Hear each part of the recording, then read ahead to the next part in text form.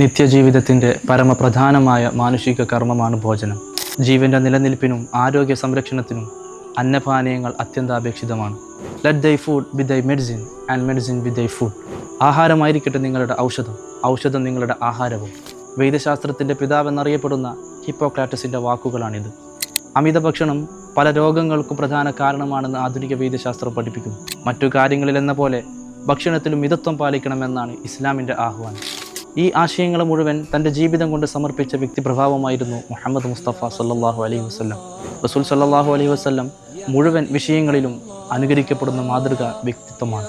അന്നപാനീയങ്ങൾ യാന്ത്രികമായി നിർവഹിക്കേണ്ടതല്ലെന്നും അതിന് ചില ചിട്ടകളും ശീലങ്ങളും പാലിക്കണമെന്നും പ്രവാചകർ സല്ലല്ലാഹു അലൈഹി വസല്ലം തങ്ങൾ പഠിപ്പിച്ചു തന്നിട്ടുണ്ട്. അതെന്തായിരിക്കണം, എങ്ങനെയായിരിക്കണം, എപ്പോൾ കഴിക്കണം എന്നിങ്ങനെ പ്രവാചകരുടെ ഭക്ഷണശീലങ്ങൾ ആരോഗ്യകരവും സമതുലിതവും കാലാതീതമായ മാർഗനിർദ്ദേശങ്ങൾ നൽകുന്നതുമായിരുന്നു. വരൂ, ഈ റബീഉൽ അവ്വലിൽ നമുക്ക് സഞ്ചരിക്കാം മുത്തുനബി സല്ലല്ലാഹു അലൈഹി വസല്ലം പകർന്നു തന്ന ഭോജന സംസ്കാരങ്ങളിലൂടെ. ഫഹ്ഫൽ ഹൽഖൻ, പ്രൊഫിറ്റ്സ് ഡയറ്ററി വിഷൻസ്.